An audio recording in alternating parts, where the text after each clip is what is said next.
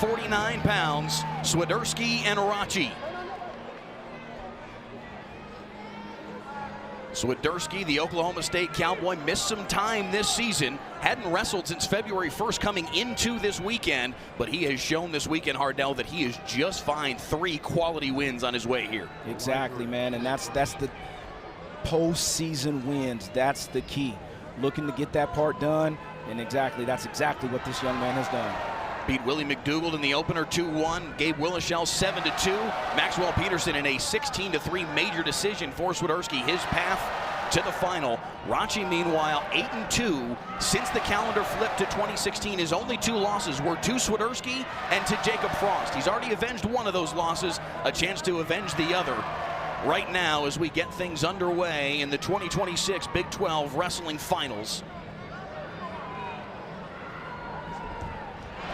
An opportunity for Swiderski, and he capitalizes. The speed from Swiderski, and a 3-0 advantage. He's been on that attack all weekend, Mike. That cross ankle pick, far ankle pick. He's also got a cross pick as well.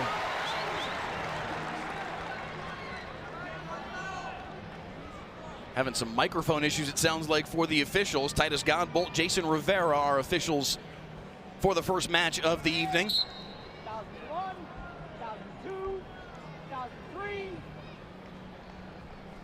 Swiderski looking for the mat return. Rolling through is Rachi. Good work by Swiderski to stay behind him. Swiderski's been the aggressor in all 3 of his matches. All of them he's went out and scored the takedown first. And even when he's had that lead, he's been continuing to wrestle. That's one thing Coach Taylor's been preaching to these athletes. Continue to wrestle. Don't sit on that lead. Rachi able to score the escape. A 3-1 tally here past the midway point of the opening period. Doug Schwab said he thinks that he's wrestling as well as he has, talking about Caleb Rachi. Battled some injuries through the year, but has really looked sharp this weekend. Yes, he has. Heavy hands from Rachi to sweep Swiderski out of his way. Okay, a little high five from the 2 of them. Yep. Well, it's one of those things that wasn't intentional. It's just a hard hand fight, but I like what Rachi did and Swiderski did. Just a little dap in between. Hey, no harm, no foul. This is true competition. An acknowledgement that, hey, I know that was a little much. It wasn't intended to be the way that it was received. Right. Let him go. Get out of him. Rachi trying to get inside control. 40 seconds in this opening period. Swiderski with another attack. The re-attack from Rachi. Swiderski was a little bit far away to hit that patented double leg that he did. Normally gets to. Rachi did a good job of using that lateral movement to get out of the way. David Taylor said Swiderski could have gone in the Iowa duel, their final match, their final meet of the season. But they decided to play it safe going into the postseason. No reason to risk it. Gave him one more date to get fully healthy, and he has looked fully healthy this weekend. A strong opening period from the Oklahoma State Cowboy, and he has the 3-1 advantage. Another look at the takedown here. Here's that takedown. Boom, right there. Cross pick. Gets that far ankle, runs him down, secures that first point. First 3 points for the Cowboys. It's going to be a slight pause. It was a 9-2 victory for Swiderski when the 2 met in the dual meet. In that match, Rachi went for a high C, kind of got stumbled and hit his knee hard, stayed down for a while, but was able to continue the match. I actually talked to him after that duel, Mike. What happened was his knee got caught, to your point, and it kind of dislocated his kneecap, and they had to put it back in place. The escape for Swiderski, 4-1 the score. Rachi immediately on the attack, a couple of shots fended off by Swiderski.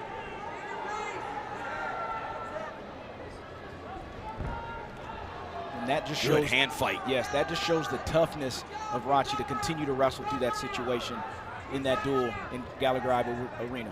Watch the face, guys. Clean up the hands. Jason Rivera coaching him through the hand fight inside. Heavy-handed both of these wrestlers have been here through the first half of this match. No doubt.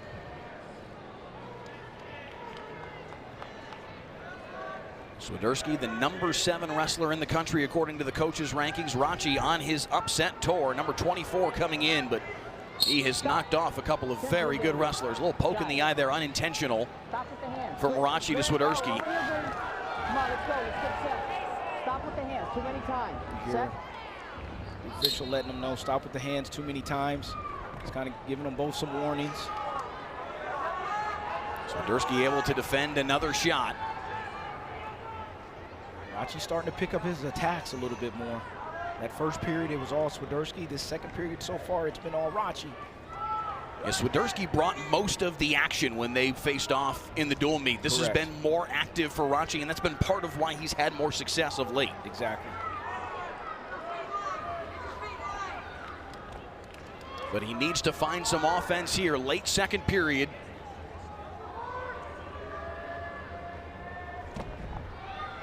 Swiderski changing levels, Rachi matching him. Short time in the second period, and we will head to the final frame with Swiderski out in front 4-1. It will be Rachi's choice.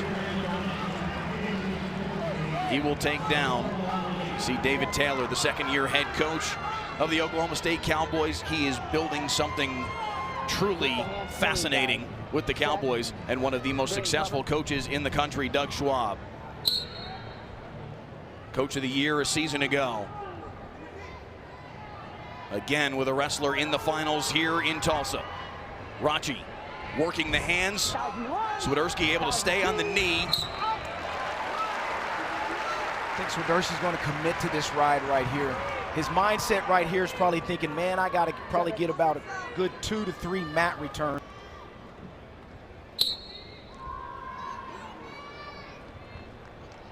No Rachi working those hands. The mat return from Swiderski. Okay, and once again, pay attention to this, right? There's 27 seconds of ride time for Swiderski.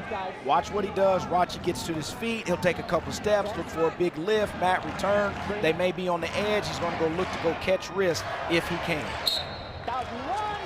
The ride here from Swiderski matters not just relative to the riding time and trying to get it over a minute for a point, but also because it shortens the period and the amount of time Rachi will have to hunt after a takedown whenever he does get loose. Here we go again. Now watch the mat return to the edge of the mat. Yep.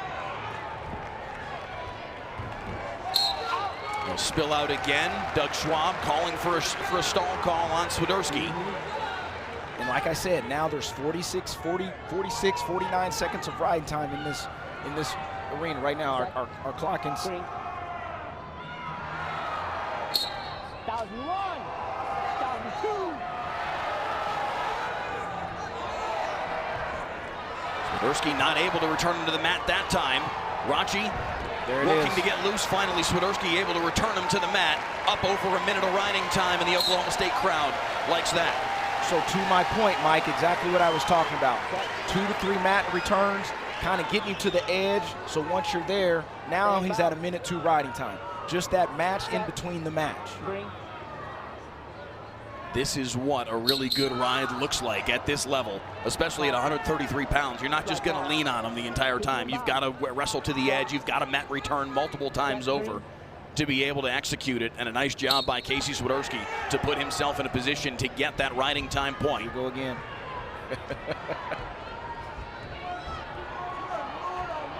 Another mat return rolling through it is Rachi, and Swiderski did a great job of sticking with him. Finally loose is Rachi, 4-2, really 5-2 with the riding time point. Not locked yet, but certainly in a good position here for Casey Swiderski. No stall calls.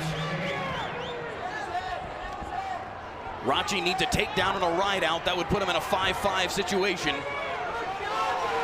25 seconds in the period.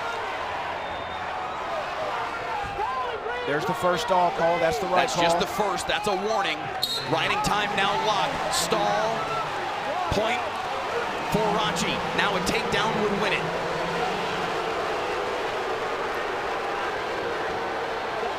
Two quick stall calls on Casey Swiderski. Rachi with 12 seconds to work with. Changing levels on Swiderski. Good defense from Swiderski. Rachi takes a peek at the clock. 5 seconds to work with. And Casey Swiderski will hang on. The junior starts the night in style for Oklahoma State with a touch for Landon Rabideau. Underway at 1:57. Eric McGill, Don Wiener are 2 officials for this match. Okay, I'm going to give you guys and gals a little bit of heads up what to look for from these guys. Rabadou likes to keep a lot of pressure, heavy hands moving forward. As far as Larkin, loves ankle picks, uses his length. Rabadou, if he's going to try to finish a takedown on Larkin, potential pass by or double legs to grab both legs. If you grab one of these legs of Larkin, he's extremely long and flexible and can defend a lot of those positions. So let's see what happens. Rabadou, one of those freshmen that we talked about off the top of the telecast for Oklahoma State. But David Taylor, their head coach, said he's really been the leader of that young group.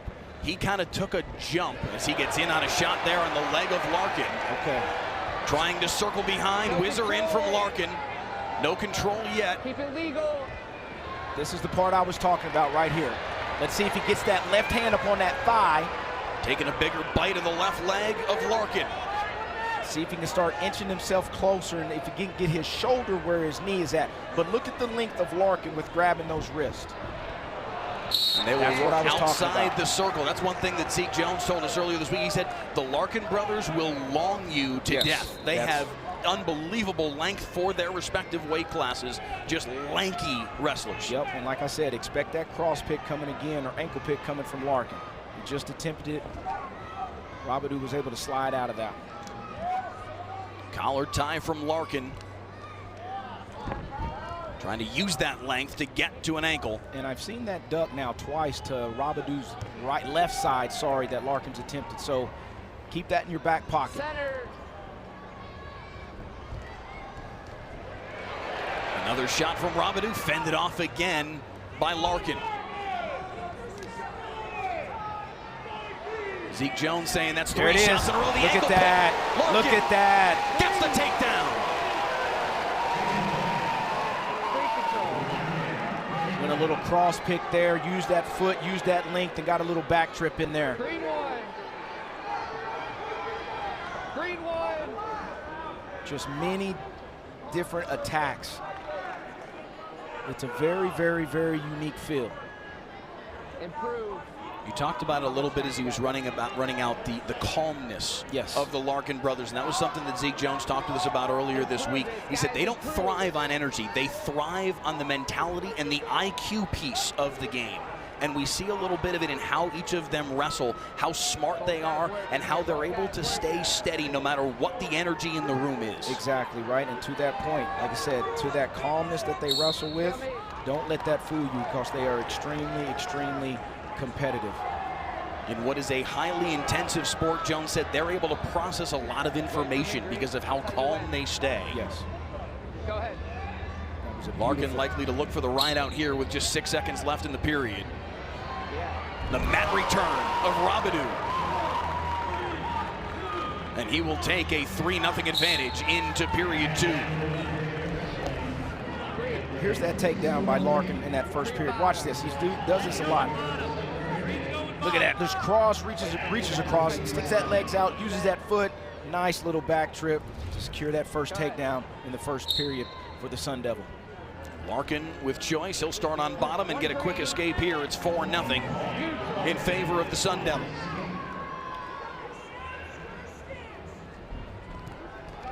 Firing again, defended this time by Rabadou. And now a front headlock from Rabadou. Trying to steer his way to a takedown of Larkin. Here we go again. Of the far leg. Watch this position. This is what I was talking about earlier. Circling is Rabadou. Whizzer in from Larkin. Now he'll lift again. He was in this position in the first period. Can he capitalize this time? And if you can, even look at Larkin's face. Just cool. Keep it legal. Just cool. Keep it legal. Unconcerned, despite the opportunity. The trick, Rabadou, not yet. Look at that. Still inbound, not anymore. They spill out before Rabadou can score.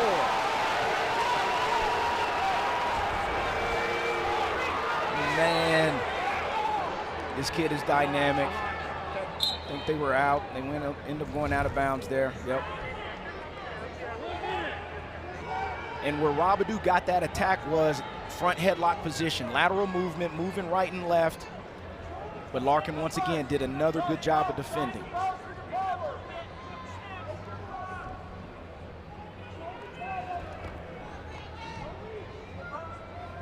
40 seconds left here. A shot from little Robidoux. misdirection. Picking that ankle, nothing yet. There it is. What was the difference there, Mike? I talked 2 legs. You got to get both of his legs. Zeke Jones calling for a count here. Good. But Robidoux able to respond, and it's 4-3. Goodness. Woo. Double leg attempt by Robidoux. He captured both legs. Went single, went double, changed off. That's what got him that 3-point takedown there. Being able to reach that far hit, which on the Larkins is not easy to do. But Robidoux able to finish, it's 4-3. Big sequence right here because there's 10 seconds left. See if he finishes this off on top. 8 seconds in the period.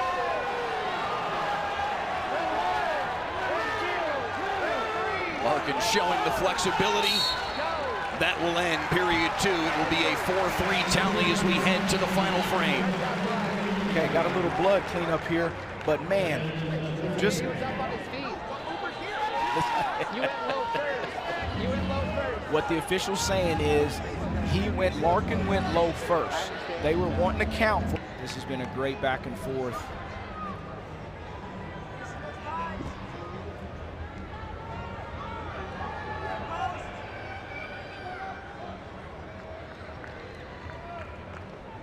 Robidoux, the true freshman, set the national record for takedowns in a season with 605 during his Minnesota high school career at St. Michael Albertville. And has turned that high school success into a tremendous start to his collegiate career. The re-attack from Robidoux defended by Larkin.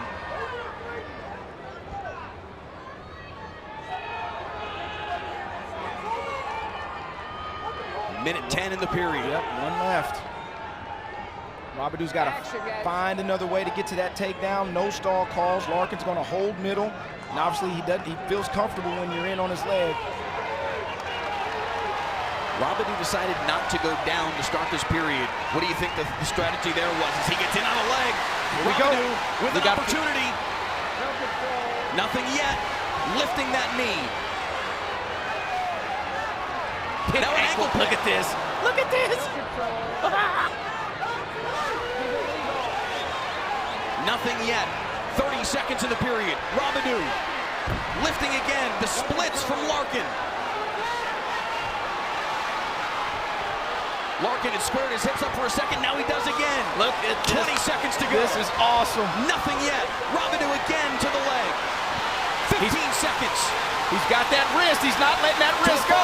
But the whizzer in from Larkin. 8 seconds left. Robidoux. Larkin gets loose. What a match. He's going to hang on. What a match. Caleb Larkin adds to the family legacy. What a match. A Big 12 championship for the Sun Devil. That is why you pay the price of admission for stuff like that. And left it all out there on the mat at 157. Here it be okay. The match lasted 72 minutes and 52 seconds. But Lockett ultimately emerged victorious over Connor Uten to get here tonight to the championship bout opposite Nico Ruiz. All right, you already kind of see Ruiz stand down in that low stance. Lockett loves to wrestle from space.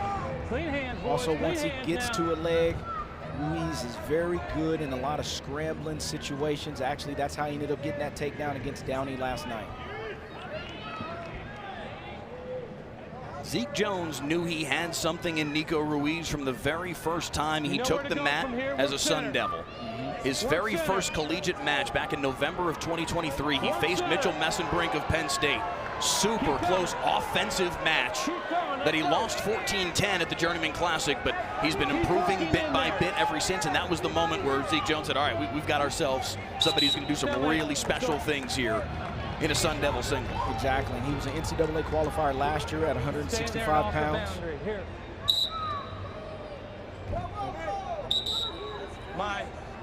Attention. Here we go.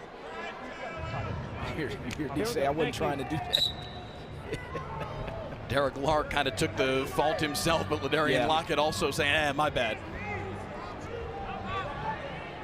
Wrist control here from Lockett. Ruiz able to shake loose. See that right arm down by Ruiz, kind of matching Lockett's level there. He's grabbing that wrist. Once you see Lockett collar tie hard with that right hand, Hands up. Ruiz is going straight to that wrist. Fingers up. Halfway, minute 30, gentlemen.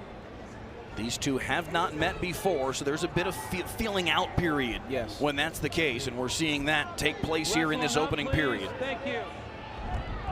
Good head snap from Lockett.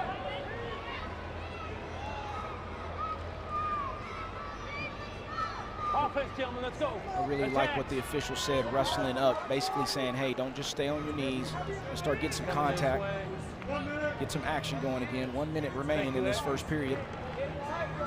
You hear the voice of Derek Lark, our lead official, mic'd up tonight. Eric Eckerman, the other official this evening for this match. Center from here. Center from here. Thank you. Well done, Green. Nothing significant. There's the first one. Lockett with a shot, Ruiz with the defense.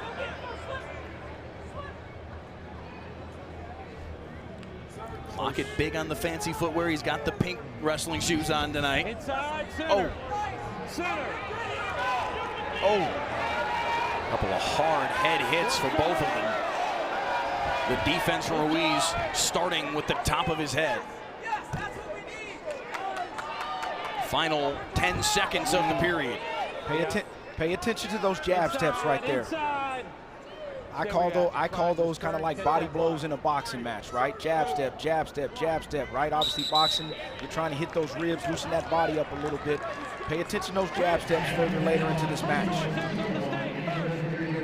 For Ladarian Lockett, he kind of announced himself here in this building back at the National Duels, beat Mikey Caliendo of Iowa. Caliendo got him back in the dual mat, but Taylor said that D learned a really valuable lesson in that match against Cal recently, because he's oftentimes very patient. Will wait until late in a match to really start in on his offense, and Taylor said in that match it kind of cost him. Yes.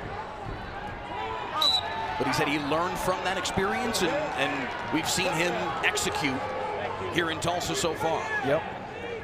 Once again, that's one thing we talked about. Coach Taylor talking about, hey, don't sit on the lead. Go look to score those points. Ruiz chose bottom here to start this second period and does earn the escape in about 15 seconds. A 1-0 advantage for the Sun Devil, looking to give Zeke Jones' team back-to-back championships here at 157 and 165. Arizona State has had a phenomenal tournament. They're sitting in third place right now with 90 points. West Virginia's right behind, I say right behind them. They're behind them with 77.5 points. Arizona State locked into a third place finish. Iowa State will finish second. Oklahoma State has locked up a championship courtesy of the win from Casey Swiderski at 149. Midway point of period number 2. 1 minute, guys. 1 minute here. Stalemate, let's go. Come on. Ruiz is doing a really good job staying low. He's keeping that right hand down, protecting his lead leg, and just kind of stalking a little bit. Lockett's got to look to get a little bit more feints going and then follow those up with something.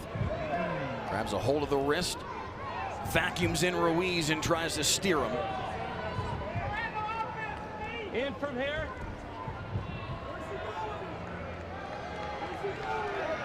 Go, guys. Use your ties. Offense. Attacks.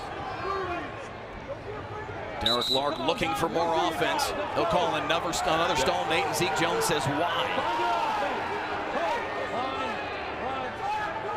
28 seconds in the period. Problem is he's the only one who's committed the shot. In there yet. You can hear the officials talking it through, considering a stall call, but saying, hey, Lockett's the only one that's really fired anything so far. Oh, swing There he is single again, attempt. in on that right leg. Ruiz, a hold of the knee on the backside, and time will expire in the second period, just as we started to see finally some real offense. All right,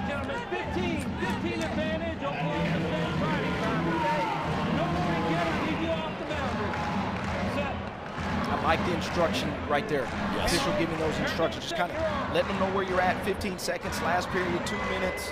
Let's keep this match going. No stall warnings yet.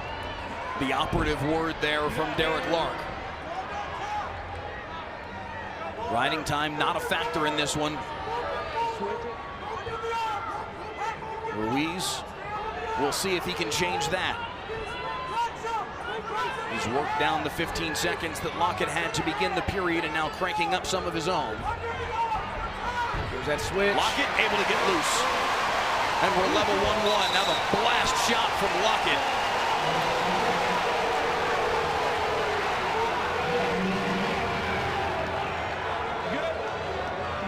Good job, guys. Here we go. Oh man, this is fun. The first time these two wrestlers have ever met. Dead even 1-1. 40 seconds into the third period.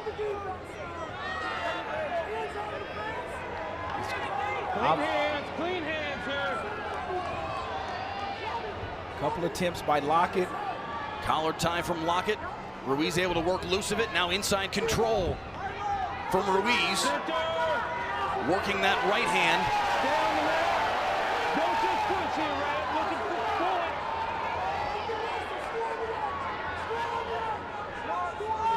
Zeke Jones saying stay on the edge, Yep. score on the edge.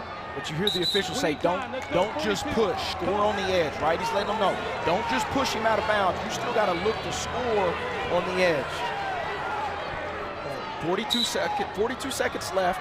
Riding time is not a factor. Love what Derek Lark just said to him as they came back to the center. Winning time right now. Yeah. Derek Lark's Who done a will really find good some job of offense? 25 seconds to go. Zeke Jones calling for a stall.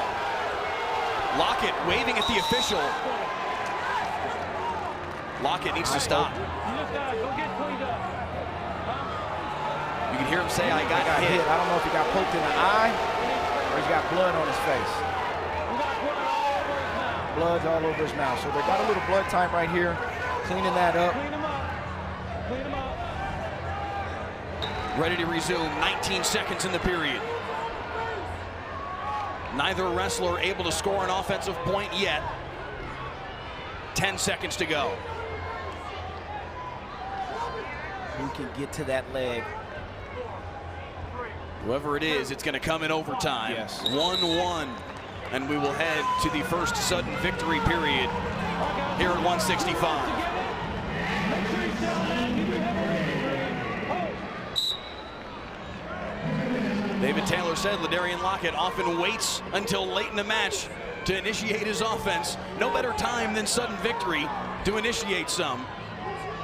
And he's also got to be careful of that boundary, right? He has a stall call, and obviously Nico knows that. A second stall would be a point Find it, guys. Here we go. for Ruiz and would end it.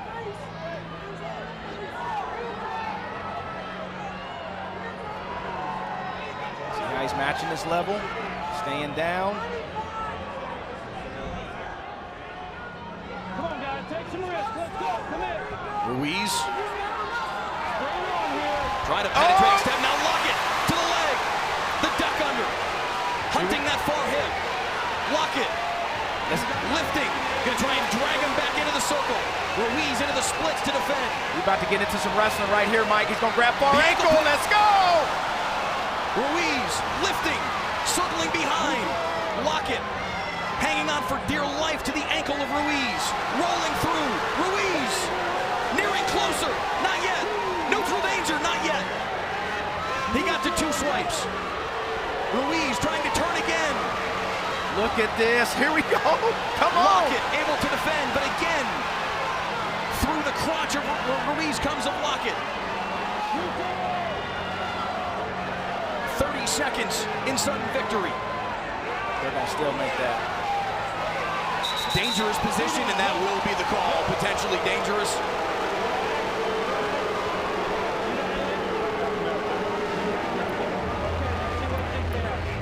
Okay, so you hear the Brick official is say out here from Zeke Jones.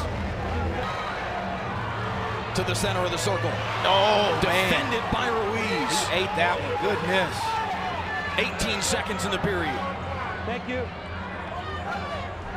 Sweeping for that leg, lifting through the crotch. Ruiz driving to the exterior. Wow. Good defense from Lockett as they got to the edge of the cylinder. 3 seconds in the period, and they'll go to the first tiebreaker.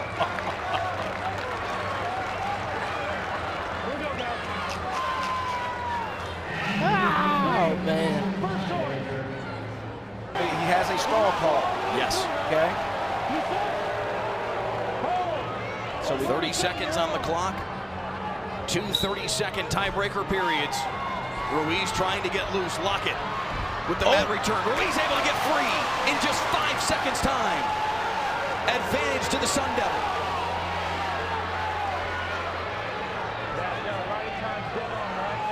5 seconds. Hear the officials talking about it. Lockett now has to hunt for points here to improve his situation. And tiebreaker, the first half of the tiebreaker period comes to an end. Go neutral. Neutral.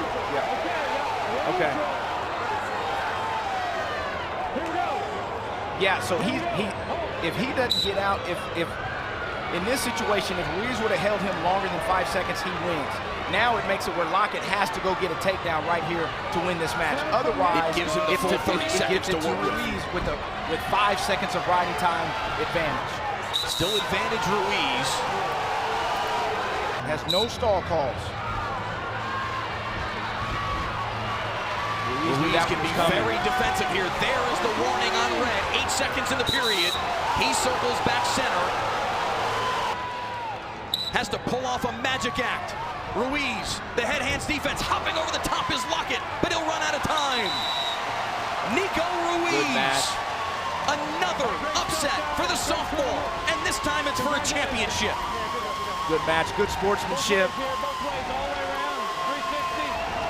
A lot of action back and forth, man. Good stuff right there. These guys could meet here in another week and a half, too, at the NCAAs. In that match, Facundo controlled the match. He was the aggressor. He earned that stall call that was the difference in the match at Missouri. And what you got to watch out from Steed, we saw it yesterday when he was wrestling Espinola Owens, is that powerful, strong double. Kevin Looper letting them know, keep the hands out of the face. Hands, hands. You know, and to your point, Mike, he was talking what he wrestled at Penn State a couple years back. That was at 157. So he's grown into a full 74-pounder as well. How much of a difference can that make for a wrestler as Steed tried a shot, fended off by Facundo, to have the opportunity to grow, to have the opportunity to be on full feed, to have the opportunity to allow your body to fill out? How does that make, I mean, he's clearly a very strong 174-pounder. Exactly, right? And everybody's going to be different. For a lot of the guys that do jump a weight class or 2 weight classes, you know, weight management's been under control, but now their body's starting to grow. One thing they really can focus on during that time is just getting better, not about getting your weight down. Obviously, the sport during that time becomes a lot more fun than what it is, right? You're going into training with a smile on your face and instead of just dreading it. We heard that from Damian Hahn talking about some of his wrestlers. You're a lot happier a wrestler when you're able to not have to be constantly cutting weight. And I'm pretty sure both these guys are in their happy place right now. Steed, an All-American last year, finished 7th at NCAAs, and Brian Smith said that's helped his mentality, that's helped his confidence. He said it shouldn't change anything, but it changes things for all these guys. You get that All-American status, and it just changes the way that you approach everything in your wrestling life. Yep. Well, and it also means, you know, all that hard work is starting to pay off too, right? Everybody's not going to get to that point, but one thing these guys are doing, they're eating right, sleeping right, living right. They're doing the right things on and off the mat. They're giving themselves the best chance possible. It was a very defensive match in the duel. Yes. And we're seeing a defensive start here through 2 minutes.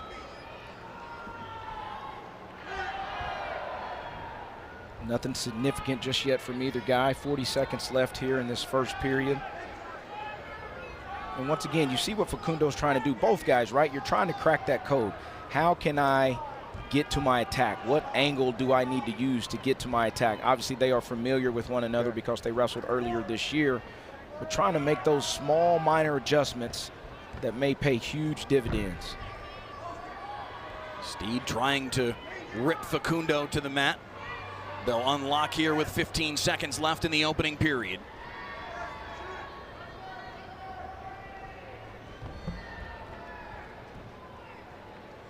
Five seconds to work with. And it will be a scoreless opening frame here at 174 pounds.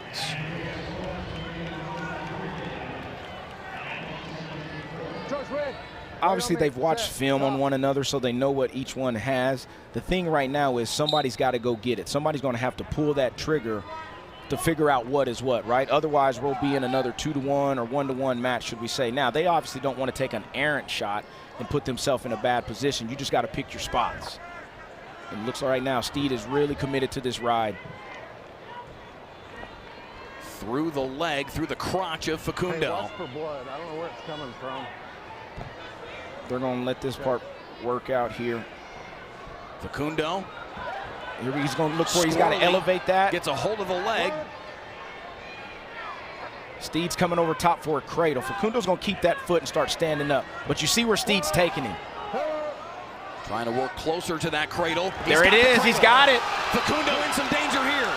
3, 4 swipes. Yes, he is tough from that position. He baited him right there in that position. Now he's going to start looking for the fall. And he's in really good position because he's all the way on the outside there. A minute to go in the period. Plenty of time for Steed to work the position. And he's making himself long. Good job by Facundo from fighting out of that. Really good job by Steed there setting that up. 4 near fall for Cam Steed. And a brilliant start for the rolled. That's when he locked it up. A minute 13 of riding time on top of it all. A 4-1 advantage for Steed. Okay. So now this is almost like a sprint right here for Facundo in this position. There's still a lot of wrestling left. Center hip, center hip. Watch the hands.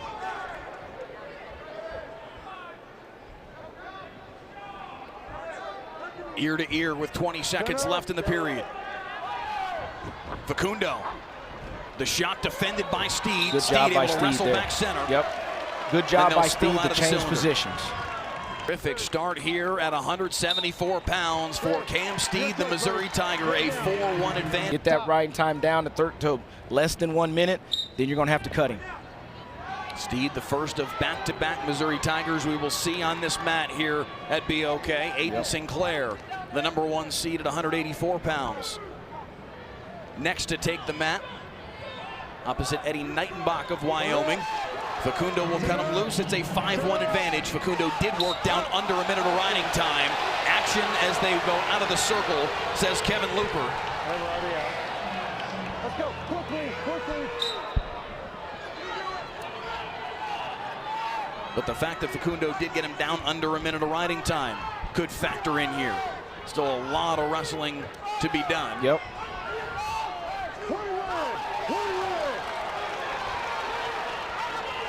You see Facundo's already sprinting because he has to. He's got to have that sense of urgency right now. Here we go. In on a shot, circling behind. Steed trying to get an ankle in. Steed trying to Jonesy him here. See what Facundo's doing? He's hiding that ankle. Now he's got to cut him again. 5-4, and he'll cut him loose. Oh, watch out! Nearly, oh my goodness, Steed goes spilling off the platform.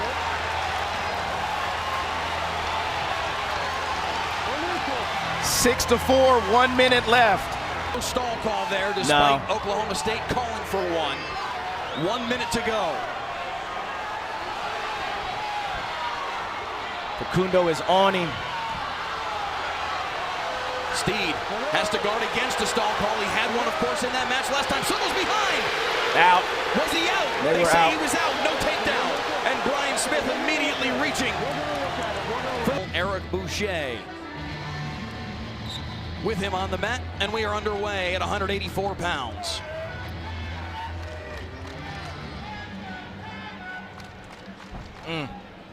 Brian Smith said of Aiden Sinclair, he believes in his identity. He knows his style. He knows how to wrestle. And he's just going to do what he does. It's not about the other guy on the mat. It's about what he does. Yep, and that's what you want to do. You want to make your opponent wrestle your style. Stay where you're comfortable at. You don't have to do anything wild. Don't have to do anything crazy that you're not accustomed to doing. Just do what you do. That put points on the board. Novak with the shot, fended off pretty easily by Sinclair. Nightenbach needs to be careful here. Eddie Nightenbach needs to be careful here because he knows that if Sinclair gets a hold of his arm, the arm drags from Aiden Sinclair are elite. Yes. That is a big part of how he scores. And like I said, he can score from many different areas too. Good on his feet, good on top, good on bottom. Just an all-around solid wrestler.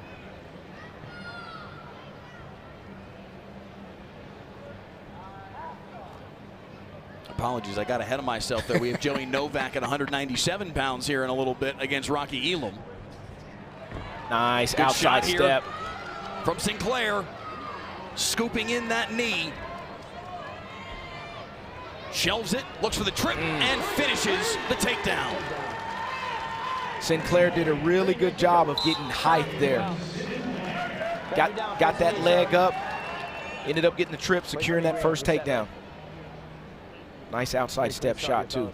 Pretty sure he's probably been wrestling with Keegan O'Toole on that one. Red set, don't move. Green cover legal. So Sinclair with the early takedown midway through this first period. Nightenbach catching that mat return, now rolling through. Good job by Sinclair to stay with him, keep his hips square, and maintain the ride. Sinclair doesn't mind scrambling either. Chopping at that arm. Building on that ride time. Nightenbach's got to try to get to those feet, peel those hands. Get that 1 point. Nice mat return again. I like what he did. Returned on one side, moved his opponent's body to that right side. Another mat return from Sinclair. And you see what he's doing with his left knee there, right? Obviously, there's a height differential here, right? But once Sinclair's able to get Nightenbach up, using that left leg to kind of help him out a little bit. To the edge of the cylinder, still inbounds at the moment, and now they work outside the cylinder. Sinclair, one of the most fascinating characters, not just from a wrestling standpoint, but also his personality. A hobbyist in all facets of life. Plays the piano. He's trying to start a band with some of his teammates at Missouri. Talks with his teammates about tax law. He's as versatile and multifaceted an individual as you will find across the country. Nightenbach able to work the escape 3-1 here. Final 15 seconds of this first period. Talented in a whole lot of areas besides wrestling. Brian Smith said he's going to graduate in 3 years. Already on that track here in his redshirt freshman season. And he's got the 3-1 lead through the opening period. He did redshirt a year ago as we get another look at the takedown. Here's that takedown. Look, watch how he gets height. Use that right leg. Trips right there on Nightenbach. Bam, 3-point takedown. Good job. He redshirted a year ago. They were back and forth about whether or not to do it throughout the season. Ultimately decided to stick with the red shirt because Brian Smith said he still needed to see a little bit more growth in terms of his versatility as a wrestler and become a more complete wrestler. He said early on in his career at Mizzou, Sinclair would say, you don't need to be great on top. And he had to kind of, he and his coaching staff kind of worked him through that mentality and that belief. And it was a big ride over McAnally in that match here at the National Duels that was for Brian Smith. The moment was like, all right, Aiden Sinclair has come full circle. Yeah, and I actually remember Missouri was in Stillwater dueling that night, and Sinclair wrestled Dustin Plott. And Coach Smith mentioned something that the Missouri fans may be mad at him because he hadn't wrestled Sinclair at home just yet, but he did wrestle him on the road. And to your point, man, he is a fantastic freshman, but sounds even more like a fantastic young man. Clean it up.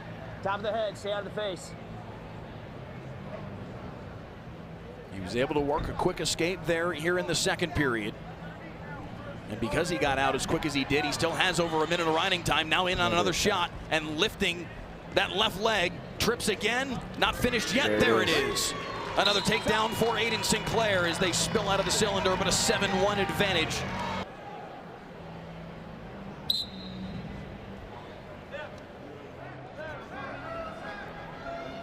After that. That return from Sinclair. Under a minute to go in this second period. And the number 2 ranked wrestler in the country in the coaches' rankings, showing just how elite he is. He is a bona fide national championship threat in a couple weeks in Cleveland, Hardell. He is. And he's proven that. He's shown that all season. Like I said, only 1 loss on the record. Like I said, versed in all facets of the wrestling game. Stall call on Knightenbach. That's the first. It's a warning. No point awarded. 20 seconds here in the period. Both men working to improve here. See how he's moving from side to side. Hard. He's going hard to the right side, moving Knightenbach a little bit. Go back to the left, just kind of keeping him guessing. He's keeping him guessing. Stop. Red, 2 periods in the books. Sinclair in control, a 7-1 advantage in over 2 minutes worth of riding time. You mentioned he has just 1 loss on the year. Came against Angelo Ferrari of Iowa back in November. Also here at the National Duels, and that one took a tiebreaker, a 3-2 that was a wild win match for Ferrari. That was a back and forth scramble fest is exactly what that was. Let's stay out of it. I want to talk to you about it. That's what's going to cost you. Stay out of it. Evan Burchett keeping control of the action, warning Eddie Knightenbach. Another shot from Sinclair. Defense from Knightenbach, holding on to that far leg. Now trying to work through the crotch of Sinclair, and they'll call a stalemate. Neutral. Imagine that, guys. Knightenbach did a good 25 job. left here. Now Knightenbach just did a good job of squaring those hips back up and giving himself an opportunity to score. Now granted, that was off of Sinclair's attack. Knightenbach just hadn't had anything significant right now. Sinclair's just holding position well and also kind of keeping Knightenbach guessing during this. It's just been in complete control. Wyoming head coach Mark Branch said that Knightenbach, when he first came to Wyoming, was a little quieter, a little more reserved. He said about halfway through his freshman year, he kind of broke out of his shell, became a more vocal member of the team, and has really impacted the culture of the Wyoming Cowboys since his arrival. Yes. Mark's done a heck of a job at Wyoming, man. Been there numerous years, getting guys on the podium, getting guys here in the Big 12 finals, so he'll continue success. Knightenbach needs a very loud final 30 seconds here, though. Gunning for that left leg of Sinclair, the defense from the Tiger. 25 seconds in the period.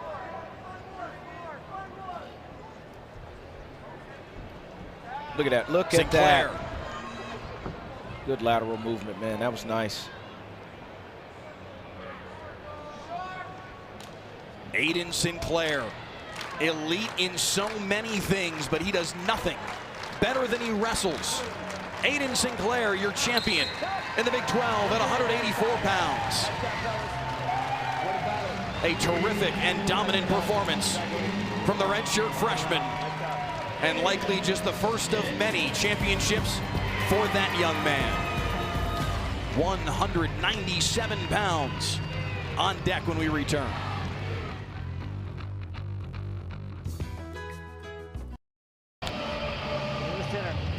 Some sportsmanship from these 2 young men as we get underway at 197 pounds.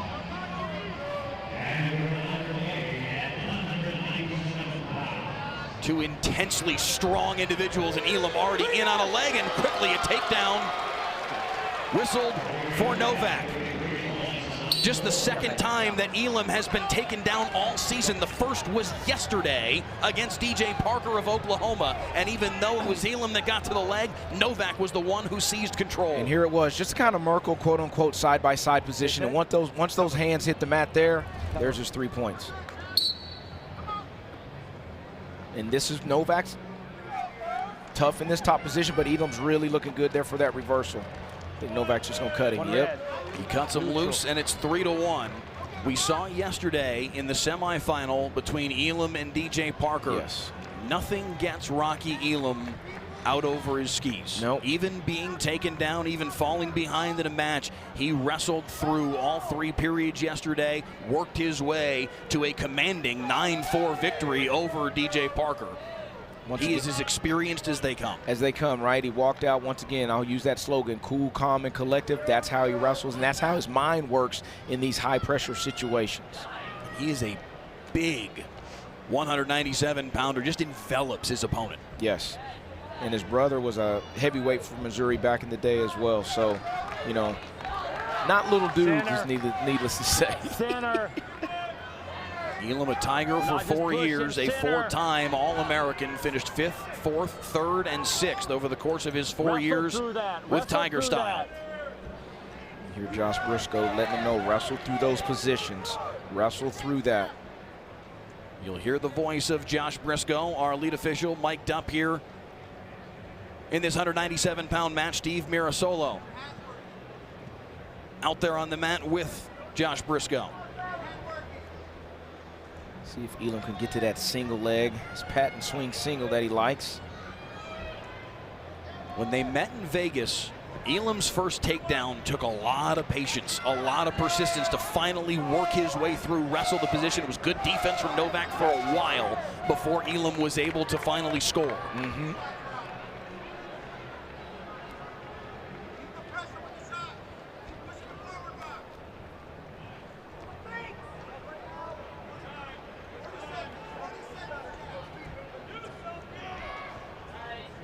Snap there. Oh, oh. Hey, let's keep that clean. You're good. You're good. Hey, just be smart. Take his hand. Take his hand. Oh, man. That was, you heard that one. I heard that in my headset. Bop, bop. Briscoe keeping it all under control. Yes. Says to Joey Novak, you're good. I understand where you're coming from, but oh, man. Let's still keep it clean. Sometimes I would say that was almost like a 2-piece and a biscuit right there. Pop, pop. There's that single. Elam working through the crotch. Lifting. A boot in. Novak working to the edge. Only 10 seconds of the period. Elam. Oh, outside man. the cylinder. Why was that so key, Mike? 5 seconds left here. This first period. Yeah, he's got to have confidence right now. And then also not only that, but defending that single leg that Elam had him in. I thought Elam was going to be able to cut him back, but he wasn't able to.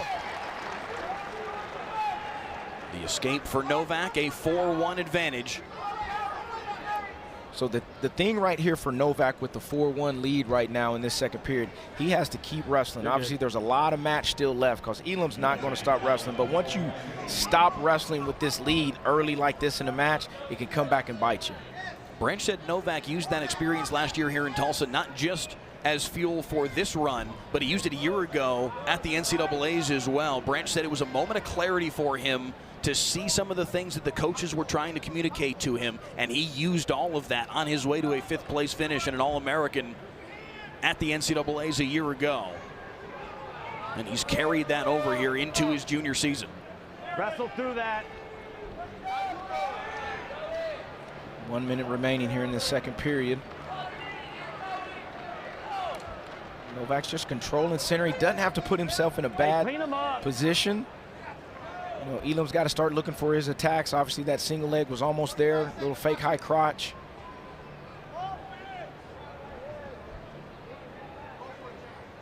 But as we spoke about before, he's been in this position before, right? So this match it's far from over right now. Elam got a heck of a scrap from Cody Merrill in the duel. Ended up winning that one 4-1 in sudden victory. It was a great match last night. Action, guys, action. I like what, there it is again. That's In twice and he's gotten in 10 both seconds times. in the period, short time to work with here. Novak waterfalling over the top. Locked hands around the chest. And time will expire in the period. What do you want? At the tail end of the regular season, they didn't wrestle the final weekend like a lot of teams did. He said that was a strategic choice to give his wrestlers an opportunity to get healthy and ready to go for this tournament. Novak fresh and leading 4-2 as Elam gets the escape as we start this third period. Riding time not a factor. A clean 4-2 advantage for Joey Novak. There it is again. Another shot from Elam. Will the third time be the Defense through charm? the crotch here for Novak. Here we go. Elam lifting. Nothing yet. Trying to keep his foot away from the trip attempt from Elam. Water falling over the top again. Neutral. Good job Still by nothing Elam. for Elam, but working closer. Elam's got the takedown. Stalemate. No change. Third time was the charm, right? He got in there 2 times before. That time he finished. He had plenty of time left, was able to get that leg up, fought through a couple of those little battles there. That shin whizzer ends up scoring a 3-point takedown. Now he's got a 5-4 lead. And now Joey Novak is going to have to force the action here in the final minute and 10 seconds. And what Elam's game plan is here now is ride and stay on top. Do the hard things. Finish this match on top. And he is tough on top. If Novak can get loose, it would tie the match. Elam cannot get to a minute of riding time. So it all comes down to whether or not Novak can get loose. We mentioned the length, the size of Elam at 197 makes him very good on top. Maybe a reversal. Nothing yet. We're good yet. Still inbound. That's Red. You hear the call from Briscoe saying Red's still in control. Yep. And still 19 seconds. No change. Easy. No change. Mark Branch is going to bring the brick out here. Down. Still down. Here we go. What they were seeing there on that review, a caution called against Elam on the restart. 1 second. They're going to put a second back on, put it back to 16 seconds. Again, riding time not a factor here, so Novak just needs an escape, and he will pull even. If Elam can ride out, he's the champ at 197 pounds. like I said, that's one of those situations where you just made a look to get your 1 point. And now he's just going to hold it. There's no stall The mat calls. return. Novak trying to get loose. A peek at the clock. 5 seconds. Elam hanging on. And will. Joey Novak. For the 3rd time in his career, a conference champion.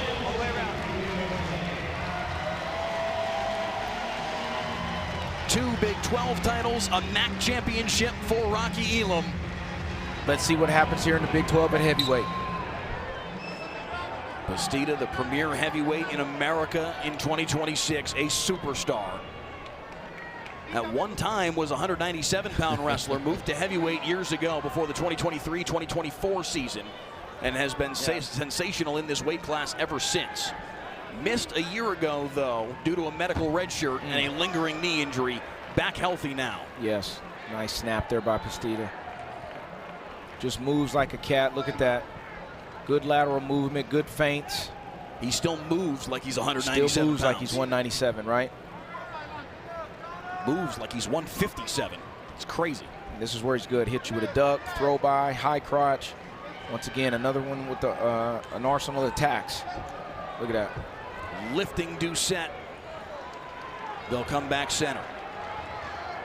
David Taylor said he felt like Doucette has really taken a big jump over the course of the last month. For a while this season was maybe wrestling down to guys here. Bastida with a shot in on that right leg. Good defense from Doucette. The sprawl and some heavy hips from the redshirt senior and able to fend it off. That was a good job by Doucette. Usually Bastida will finish that. He's going to probably get right back to it, so that won't be the last time we see that shot. Taylor said he felt like for a little while this season Doucette was wrestling down to his competition, but he said he feels like really in the last month he has elevated his performance. Yeah, and I think he mentioned it was the weekend of the UNI and Iowa State duel, if I'm not mistaken, during their interview. After that, start jumping levels. Scoreless through 100 seconds, and that by itself is an accomplishment for Doucette, the way that Bastida has been dominating everybody this weekend here in Tulsa. Yeah, Doucette's doing a good job also even holding center. right? They were close to going out of bounds here. Did a good job of changing positions with him. Did a good job of fending that shot off there. But now he's got to also start looking for his attacks and maybe trying to get Bastida under him if possible.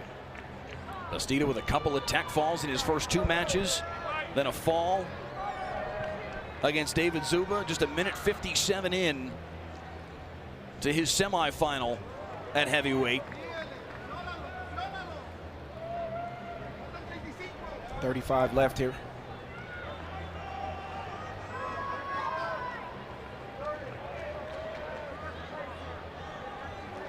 Doucette and Christian Carroll were the 2 coming into the weekend that I think everybody felt like, all right, if it's one of the 2 of them opposite Bastida, they'll have a chance. And Connor Doucette availing himself well here in this first period. 15 seconds to go in the frame. A little high five from the 2 of them as Doucette had gotten tangled up for a second in Bastida's headgear. Yeah. And they will wrestle a scoreless first period.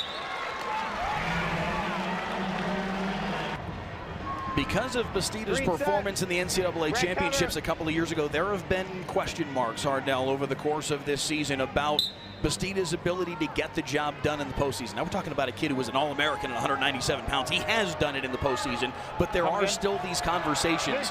Kevin Dresser said, I don't think you can not hear it, but it is part of the deal. You have to have thick skin and brush that kind of stuff off, and he feels like Bastida has matured over the course of the last couple of years since that experience at NCAAs. Yep, and that's a good learning experience for Bastida as well, right? Won Big 12s that year in 2024, was on a roll, got beat, then lost the next round right after.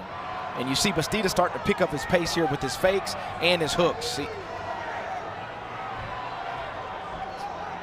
Keeping Doucette guessing. Getting good. Yep. Now he's going to start looking for a stall call in this position right here. The officials talking through whether or not there needed to be a stall call. Eric McGill saying close when asked whether he thought that it was or not. A minute gone by here in the second period. A 1-0 lead for Doucette. A double fended off again by Doucette. Improve. I think one's going to be coming Doucette's way here in just a little bit. If Bastida continues that pressure, right? Yep. You even kind of hear the official. They're talking back and forth through the microphone there. So we'll see here. There has not yet been a stall call. The first would be a warning. Yeah. But there it has certainly been, and there it is, the warning.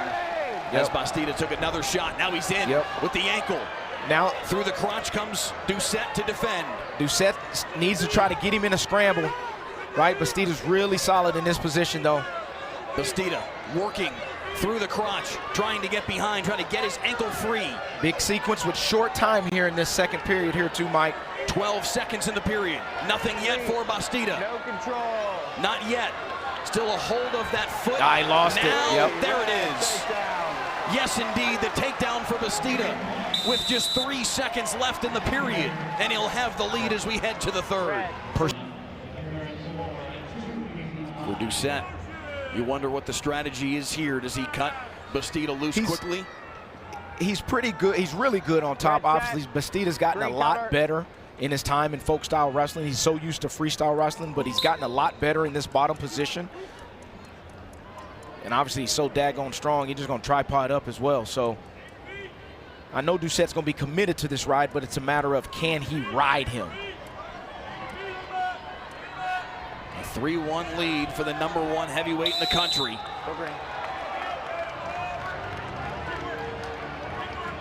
His goal. Doucette's probably thinking, man, I need to get a wrist. I got to get a wrist. You know, and he can't, if he gets up there, he's only got 5 seconds. He's got to attempt to return Bastida back to the mat. If he doesn't, he's going to get hit with another stall call. So it's kind of in that motion, and am I going to try to ride, get a wrist, or do I need to try to cut him and go get a takedown? It was a 3-2 match starting the third period when they met in the duel. And Doucette was just not able to get a good shot off in that final period. Bastida able to break loose, and it's a 4-1 lead.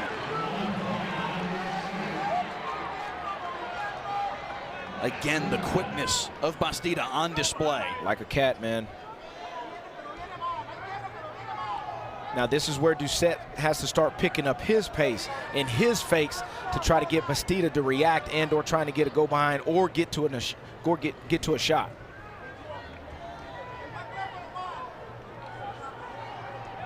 A minute to work with for Doucette. Can he get to the leg of Bastida? And I know Bastida has not given up many takedowns this season. And he's just going to hold center. He's doing exactly what he needs to do to get out of here with a dub. 40 seconds remaining. Doucette looking for an opening. Yeah, he's got to pull that. He's got to pull the trigger.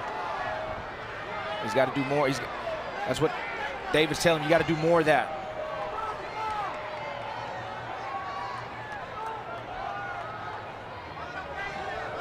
.20 seconds. Bastida with a shot. Now a re-attack. Doucette as they spill outside the cylinder and off of the mat.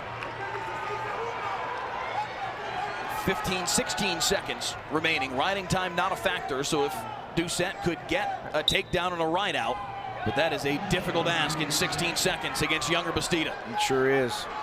10 seconds.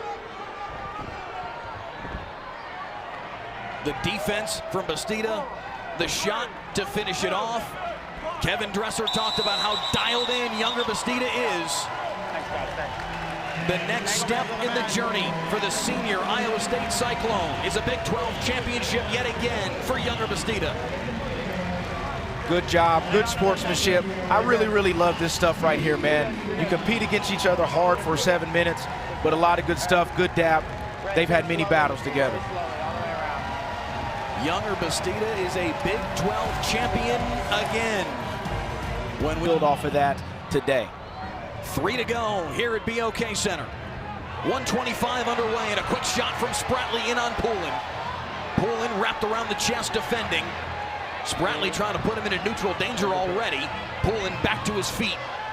Yep. Looking for that far ankle. Yep. Nothing yet. He's going back to that chest wrap. Look at that. Poulin able to square his hips up.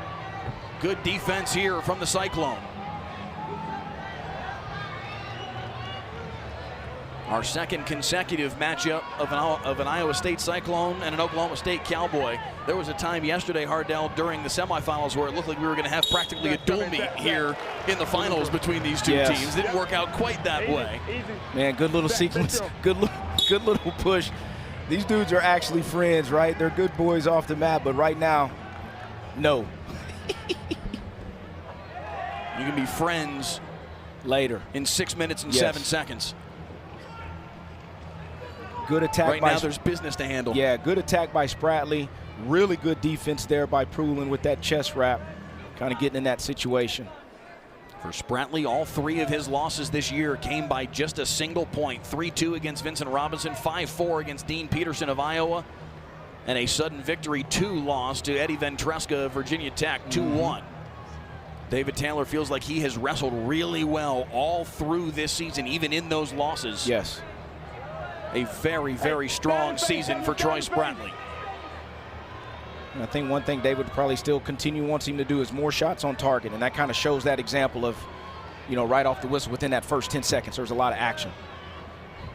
Spratley trying to drag that arm, Poulin able to fend it off. Poulin has been here before, knows what it takes to win on this stage. 2023, while he was with Northern Colorado, defeated Noah Certain in an 11-4 decision. Finished 8th last year as an All-American in NCAAs and back for one more go-round here in his senior season. Hey guys, stay out of the face. It's been that one big sequence. All right.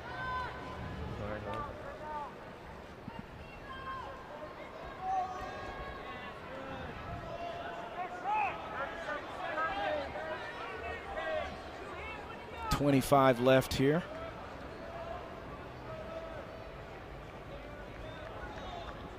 Like I said, Spratley's been the one with the one shot. All right. Like I said, these guys know one another very, very well. 10 seconds in the period. Good action Oh, here. yeah. A couple of swipes from both wrestlers. Yeah. Hey, look, both guys, keep it clean, all right? You got it? Here we go, set. John Sutton tamping things down just a bit as they got feisty there at the tail end of this first period. Yes, they did. When they wrestled in the duel February 1st, a 3-1 win for Troy Spratley. You were there to see that match. What did Spratley do well in that match to be able to get the victory? That was a wild match, right? There was a couple of stall calls and escape by Spratley. There really wasn't. There was no offense there in that match, so that was a kind of hard one to watch and really judge. But it's still the same feistiness. Spratley's going to be contented to this ride, looking for swipes there. Looking for them, not getting any yet.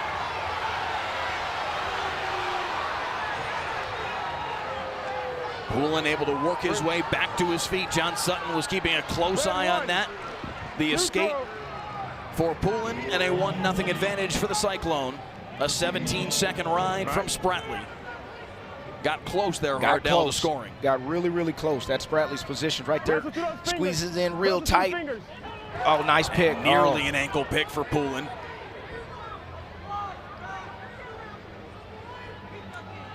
It's going to be with these guys because they know each other so well. Who can get to that leg and finish? Who can do that? Like I said, no stall calls here. Riding time's obviously not an issue. We're still early in the second period. Keep your hands clean. When they met in the duel, the only point that Poulin scored was the riding time point. Spratley, stingy, effective defense all through that match to get the 2-1 win. Bigger part, the 3-1 win. Past the midway point of this second period. Here we go, set. We're neutral. We're wrestle through those guys. Set.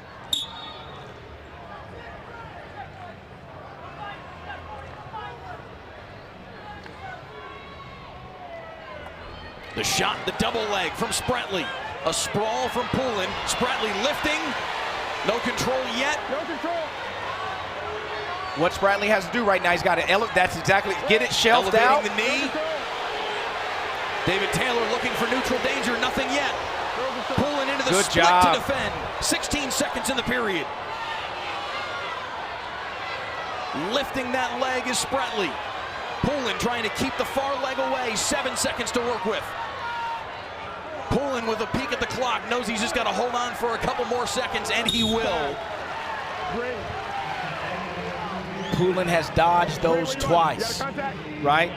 He's dodged those positions twice. That was very, very close right there. Spratley was doing the right technique there, getting that foot shelved to the outside leg, but Poulin was able to get back countered up and hit those splits. No warnings, no cautions, okay? Same thing. Be patient on the start. Here we go. Red cover. Looked like Spratley may have lost his contact there for a moment, able to get his eyes squared away. The roll through. Good job by Poulin to stick with him.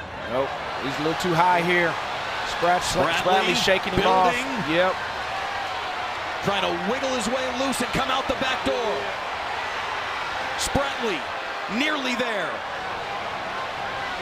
Poulin a hold of the leg. Now here it comes. There's the reversal. Spratley with the lead. Poulin threw that leg in, got a little bit high, and you saw Spratley just get in that tripod position and just start shaking him off. Easy. We're good. Yeah, we're good. Here we go. Be patient here, guys. Same thing. So now Poulin needs to work an escape here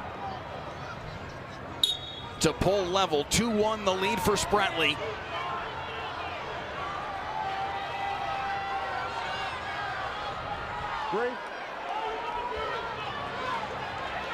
Poulin trying to sit out of it. Spratley. Look at these positions, man. Good mat return from Spratley. Poulin on the edge of the mat. 36 seconds of riding time here for Spratley. 56 seconds remaining in the period. This is a crucial 20-plus some odd seconds right here. If Spratley can get 24 more seconds of riding time, he'd put himself in a position to tack another point on his score. Poulin has got to get loose. Tilting him, nearly. 45 seconds of riding time. 45 seconds now in the third period. And they'll come back center once again. A strong ride here from Troy Spratley. Good wrestling, golly. Golly. Just solid wrestling, man. Just Wait, 3, set. David Taylor looking to see a second Cowboy get the win. Caution green. Spratley a little too quick on the restart. Once again, be patient, be patient. I think that's the first caution. First caution, yes. No point awarded. Stays 2-1. 49, 50, 51 seconds of riding time for Spratley. Now he's got the now he's got happening. 2 swipes there. There's two near fall. Wow. Spratley padding the lead, 30 seconds to go. A 4-1 advantage. Poulin finally able to get loose. Really a 5-1 lead with 1:07 of riding time. Woo. 5-2 is your score. To Mike's point, there's 1:07 riding time. No It's not stall locked, calls. but it's close. If Poulin can get an immediate takedown and a ride out, but he's running out of time to consider that. A takedown now for Poulin would do it, but with 8 seconds left, they'll come back center.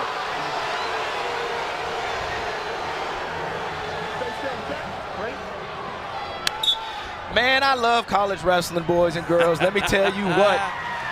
And Troy Spratley, finally, a champion.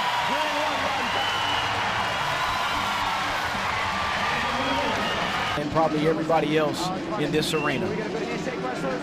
Work center, work the score. Eric Boucher, Josh Briscoe, our officials here at 133, and we are underway. Jax Forest, Tech Falls, all the way through the bracket. Defeated Garrett Grice 15-0 in the opening round. A 19-4 Tech fall of Cale Seaton. A 21-6 Tech fall of Julian Farber in the semifinal to get here tonight.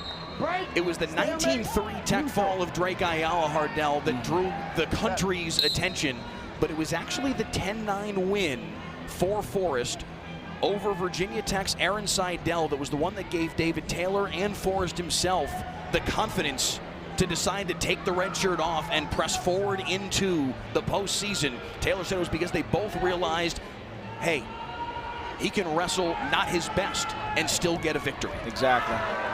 Nice shot by Larkin here, but this is where Forrest is dangerous. Both of these guys are just wild in these Look positions. at the scramble from Forrest. Nothing yet. The leg up through his crotch, held on to. There's the takedown. And Jax Forrest, the first on the board. And That was good. One foot was underneath.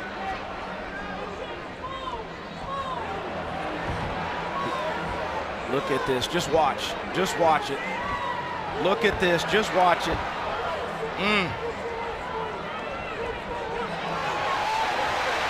Nearly had the turn. Larkin lifting through the crotch now here. Green 1, green 2, green control. Man, that was an old school John Smith finish. Come up out the back and take that arm around that way. That was old school right there, what Forrest just did. Looking for a stall call in that red corner. Well, he's in a tripod position. Now, if he was up on his feet, a little bit different. Look at this, look at this, look at this. Larkin gets loose. 3-1, under a minute to go in this first period. A minute plus of riding time. Nearly a throw by there from Forrest. They both spill outside of the cylinder. These two have met before, but not in college, Hardell. Right. Back in high school, almost 2 years ago, March of 2024, a 10-6 win for Jax Forrest. Long time ago, right? Forrest looked at that little slide by right there on the edge. And man, once one of these young men grab a leg, it's go time. You see what Larkin's doing with his left hand. Why is he trying to keep that? There's that pass by again. There it is, the takedown for Forrest. Well, what I was saying right before that that move there, Larkin's keeping that left arm back because that's where Forrest goes to go hit that pull swing single or his dunk. So he's kind of chicken winging that left arm so Forrest can't get a good grip on it. 10 seconds in the period.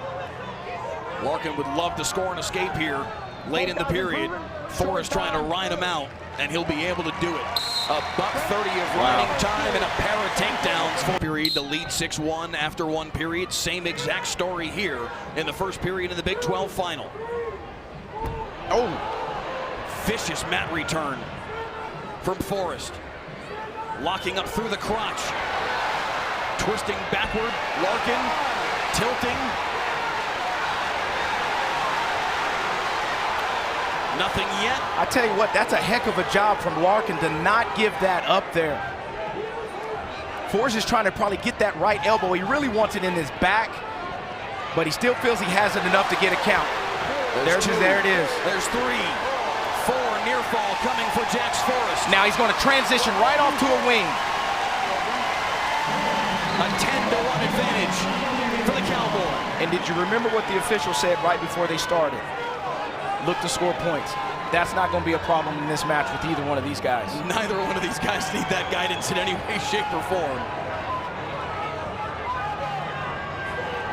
1 minute in the second period. He's going to go right back to it. He's using looking that again for near fall. Yep, he's Larkin using that, able to defend. That left foot kind of as a kickstand to kind of elevate Larkin up a little bit more so he could get in those positions. Over the top he goes again, looking for near fall. 2 more for Jax Forrest, padding that lead. 3 minutes of riding time for the Cowboy. Green, 1, 2, 3, 4, 5. Break. You know, there's some positions here that you'll take a stall call, and that's one of those positions, right? Yeah. You got a 12-1 lead, and it's just match savvy. Know when I need to take one and know when I don't. It's not. I'm gonna move. Wait for me, Green. Wait. Now. Top cover legal.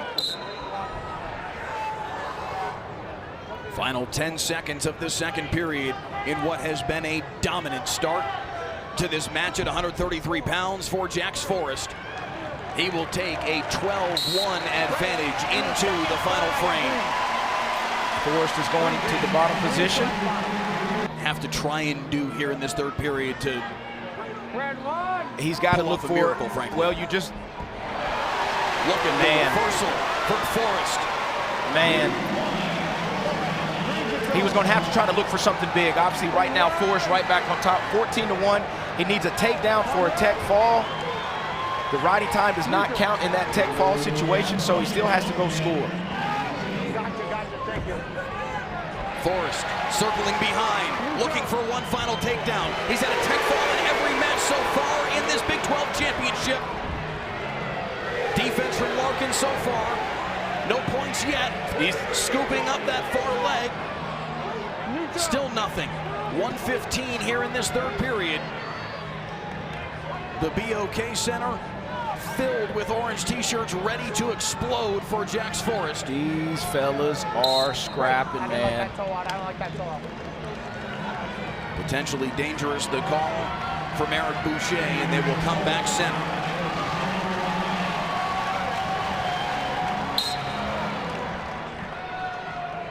A minute to work with.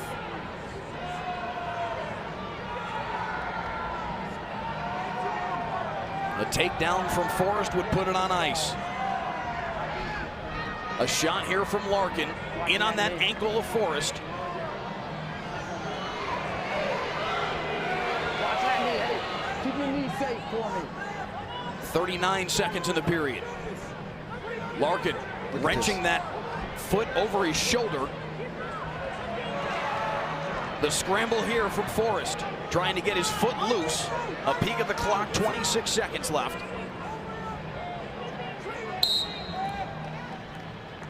Jax Forrest grabbing at that knee. Can we get up? Okay, you good? We're gonna restart, right?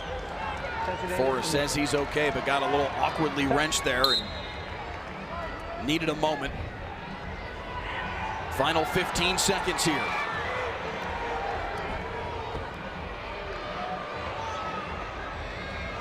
Man, action from the word go. The arrival of a superstar, Jax Forrest, a 14-2 and 15-2 with the winning time point. Major decision victory at 133 pounds. And he's a Big 12 champion when he should still be in high school.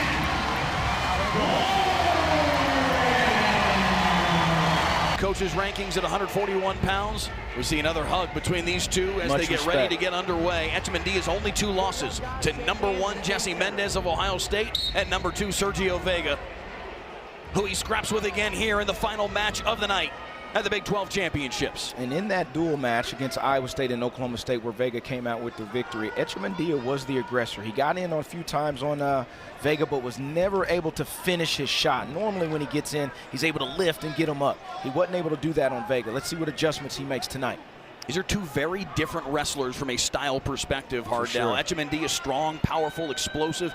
Vega's constantly wrestling through every single situation, and that worked to his benefit in the dual meet. To your point, Mike, that's where Vega needs to get Echemendia at, is in those wrestling positions, AKA scrambles, whatever you want to look for, to kind of make him feel uncomfortable. And I'm pretty sure Echemendia is still going to look for that shot, that little outside step. I think it's with his left leg to Vega's right leg. So we'll take a look at this. Guys, get out of it. You hear the voice of Titus Godbolt, our lead referee for the final match of the night. John Sutton out there with him as well. Echemendia missed a lot of last year and had to watch. Kevin Dresser said that drove him crazy. But it gave him a new perspective, a new appreciation of all of it, and he has wrestled with that perspective this year. Exactly. Let's go, guys. I need action. You know, and also to that point in that duel, Echemendia did not go down. He stayed on his feet. So the point that he got was a stall call. Clean, both of you. You talked with David Taylor when we spoke with him earlier this week about how difficult Vega is to score against. What is it about his style that makes him so hard to finish?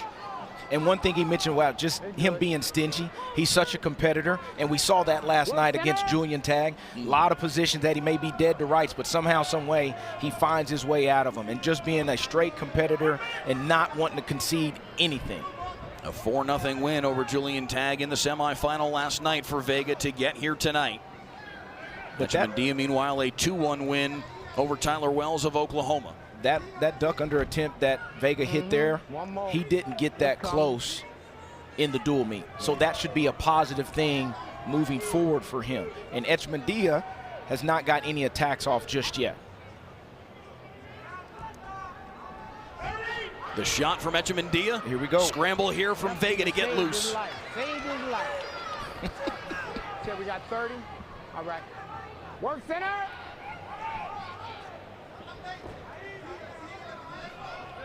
$15 left here, Mike. Ooh, shot from Echemendia, fended off once again. 3, 2, 1. I want to get this out and let everybody know the National Wrestling Hall of Fame Executive Director Leroy Smith is retiring after more than 21 years of leadership, and the Hall of Fame is now conducting a nationwide search for Leroy's successor. If you're in 05-377-5243. Green in control. Start of the second period and a quick escape here for Echemendia. Okay, so that's something that was different from the duel. Echemendia did not go down at the duel. He decided to take that and go down this time, and did a great job because Vega is extremely tough on top.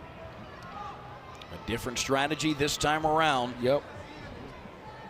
Scoring the escape and taking a 1-0 advantage. And another thing I noticed in that first period, Mike, was Vega was the aggressor in the first period, whereas that last duel, consistently throughout the match, it was more Echemendia who was the aggressor. Keep it clean. Echemendia from Cuba talked recently about what it means to him to be in Ames, Iowa, and have all the resources that come with being a wrestler for Iowa State, especially as it compares to that upbringing in Cuba. Even just having meals, having Gatorade at the facility. He said sometimes he reminds himself of just how grateful he is to be where he is right now. Yeah, that's what Coach Dresser was telling us about that. Dresser said he and Bastida, who's also from Cuba, went back to the island in 2024. He said Anthony was handing out $10 bills to people on the corner. A little window into who the human is. Yes. Anthony Echemendia caring about more than just what he does out here on the mat. Yep. All right, now here comes those hooks with Echemendia. Work center, guys.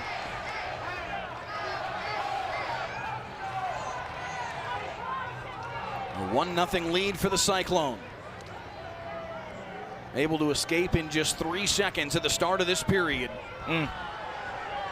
13 seconds now here in the second. This is anybody's ball game right here. We're going to go into that third period 1-0. No Vega's going to go in the bottom position. Echemendia is not known for his top game. Easy, guys.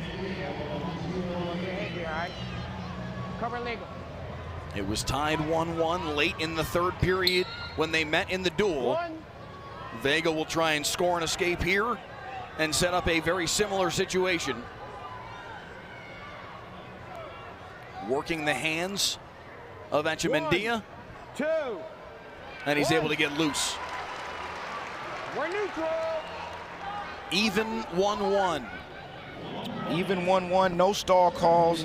Both guys have, Echemendia's grabbed a foot. I think it was off Vega's high crotch attempt, so. A shot there from Vega, fended off by Echemendia. Echemendia got to Vega's right leg in the duel, but Vega was able to pick the heel of Echemendia and turn it into a takedown with under 10 seconds left in that one. What will happen here in the final minute 15? He's trying to get him to the edge. He's trying to force a stall call. Vega's doing a good job of changing positions with him and circling his butt back to the center. Echemendia aggressive, physical, tried to set the tone for much of that first meeting. And trying to do so here in the third period. Yep. Vega's doing a better job in the hand fight this match so far. And like I said, he seems to be a little bit more the aggressor here. You can hear the officials talking back and forth, and you heard him say one more. I think one more attack from Echemendia may lead to a stall call on Vega. Let's go, guys. I need action. Easy. 40 seconds here. Riding time not a factor. This is a fully square 1-1 match. 30 seconds remaining. There were fireworks late in the third period in the dual meet. I'm staying. Changing levels. Take one more group. 20 seconds. They're so evenly matched, man. Yeah, now he saved himself. They are so evenly matched.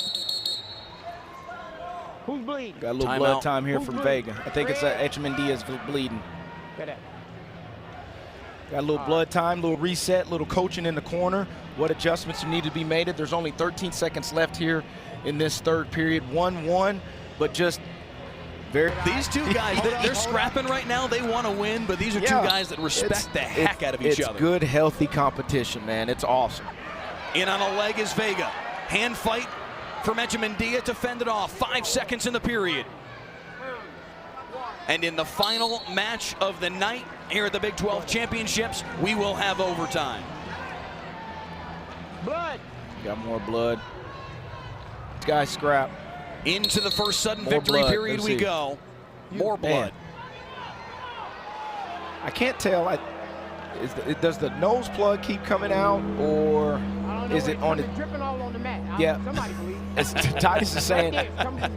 Titus is saying he don't know where it's coming from, but somebody is bleeding, and we need to get it clean. Here we go. Any score here in the sudden victory period would end it.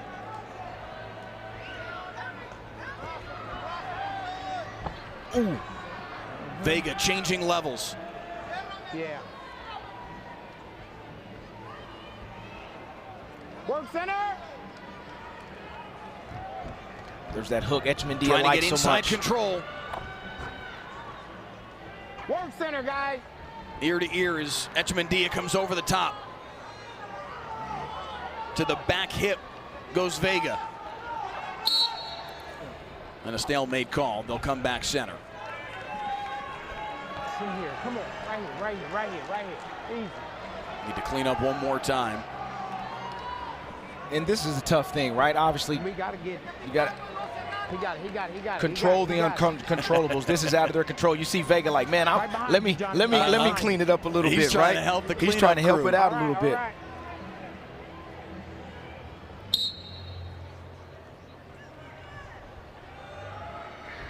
The hand fight between the two Sunnyside High School products. Changing levels again. Echemendia to There, a leg. here we go. Anthony Echemendia trying to get in deep. The ankle pick. Lifting. Vega dangerous in the scramble. 55 seconds in the sudden victory period. Trying to vacuum him in. Easy. Keep that leg legal. Keep it legal. Vega reached for the wrist of Echemendia, couldn't get a hold of it. Deep whizzer in from Vega to defend. Wow. Potentially dangerous, the call. And they'll come back neutral. 38 seconds in the sudden victory period.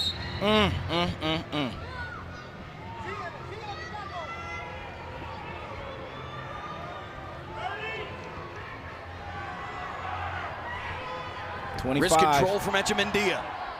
Vega fends off the shot. 22 seconds.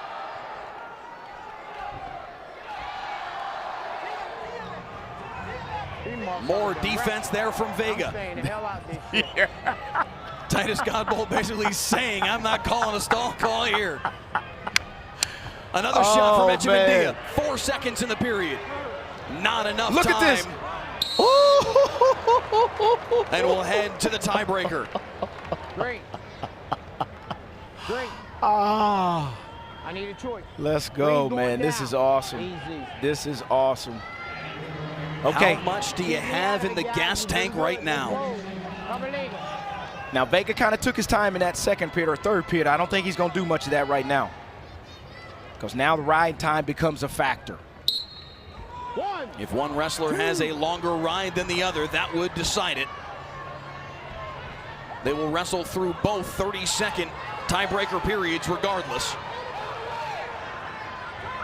Oh, Coming over the top, an opportunity here for Vega.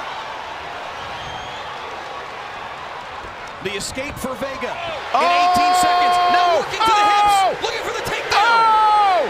Has the mat return, 4 seconds. Still nothing. No takedown.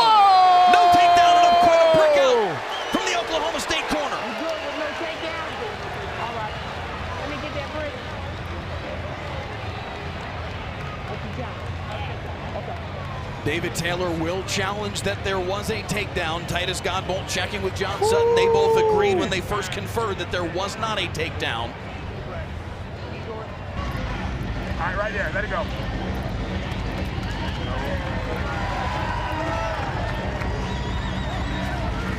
I'm good. No, I'm good with no takedown. No takedown. No takedown. Another look at it. Both Godbolt and Sutton agree. Upon video review, the call on the mat is confirmed. No takedown. Confirmed. No takedown. Telling the scorer's table, and now he will communicate it to the crowd. Review, the call on the mat is confirmed. No takedown. It will stay 2-1 in favor of Sergio Vega. He was able to get out in 18 seconds. but now So that still does matter. Yep. Hold. Don't get on. And remember, Can Echemendia get out he got out faster? quick last time. And he didn't choose down in the duel. So let's see what adjustments Vega makes. Rolling through with him is Vega. One. Riding time down to 12 seconds. Ready Boots to in. go. Echemendia still not loose. 2, Vega 3, 4. down to 4. Out of bounds. They'll spill out. 4 seconds 4 on seconds. the riding time left to eliminate. Wow, dude, this is something. Now remember, Echemendia escaped with like 2 seconds in that last situation, right? Everyone on their feet at BOK Center. 4 more seconds of riding time. 5 more really would give the advantage to Vega. He's now got a riding time advantage. 8 seconds in the period. Echemendia Look would have to at escape this. and score. And he won't get loose at Wow. all. Sergio Vega, for the second time in 35 days, beats Anthony Echemendia. And this time it's to win a championship in the tiebreaker. Wow. True freshman magic for Oklahoma State.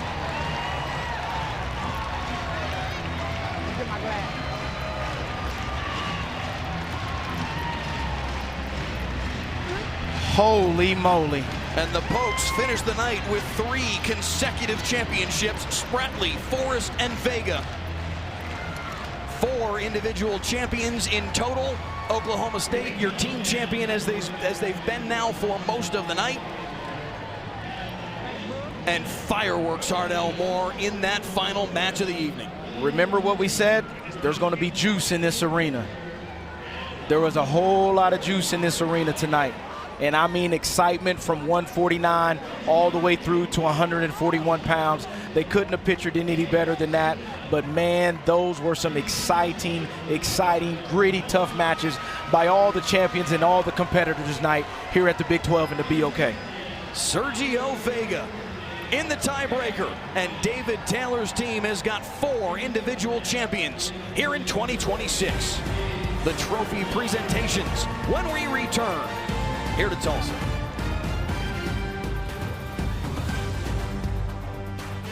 Drama, the energy in the building, and just how it all finished. And I love the officiating, just they let them wrestle.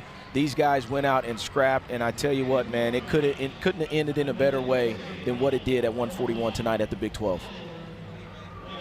There you see Sergio Vega, the winner at 141, atop the podium alongside Anthony Echemendia. And they're actually carrying a conversation on the podium. Man, mad respect to both those guys.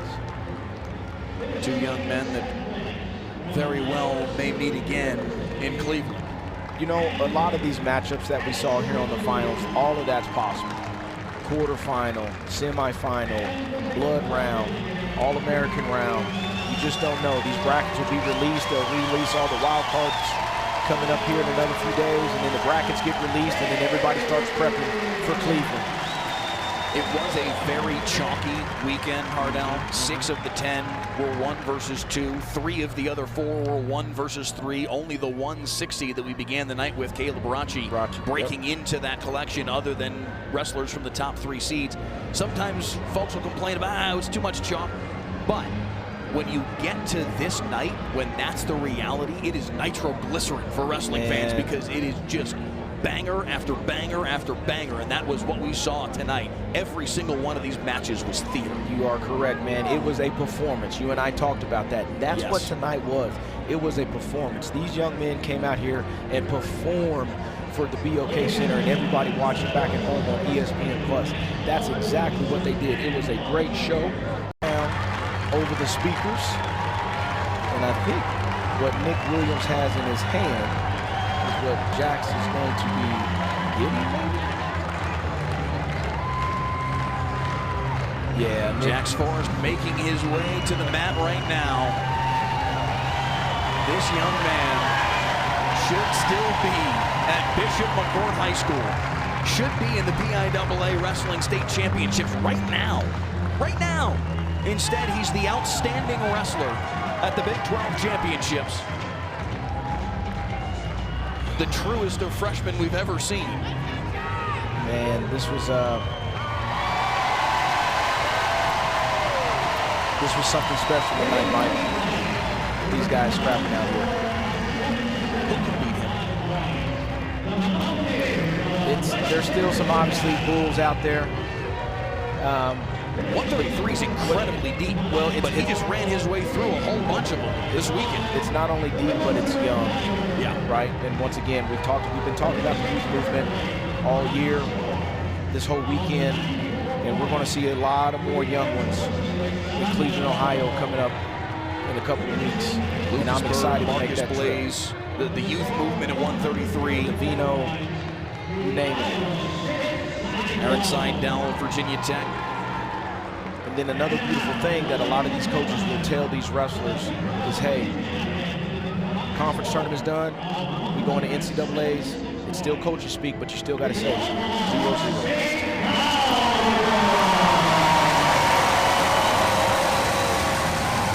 Talked about what a thrill it was to come out the gates in his very first match as a Cowboy and get the pin in 47 seconds against Carter Schmidt. He said just seeing the confetti fall from the ceiling there at Gallagher Iba was a special moment for him, and he's draped in confetti now. The outstanding wrestler at the Big 12 Wrestling Championships, and here comes the rest of the Oklahoma State Cowboys, as David Taylor's team has won the team title for a second consecutive season. Yes, they put on a heck of a performance, put 8 in the finals, taking all 10 to the NCAA championships. Guys put on a great performance out here during these finals matches and just throughout the tournament, laid it on the line, tried to put points on the board. And as a head coach in a university, that's what you want. So it was fun to watch these guys compete, as well as all the other Big 12 folks compete. You see all the media folks running to the other side to get the bid. Oh, my man bid it. Somebody failed. That's an expensive camera, would be my guess. Oh, my. Oklahoma State with another Big 12 championship. Their first two, 1997, 1998. The gentleman to my left, Hardell Moore, was a part of those two Big 12 championships. They win it again tonight. The second straight, their 7th in the last 10 seasons. And the resurgence of the Cowboy program under David Taylor continues. For our entire ESPN crew, our producer Ryan Jordan back in house, Hardell Moore alongside, everybody doing a fantastic job all weekend long here in Tulsa. I'm Mike Leslie.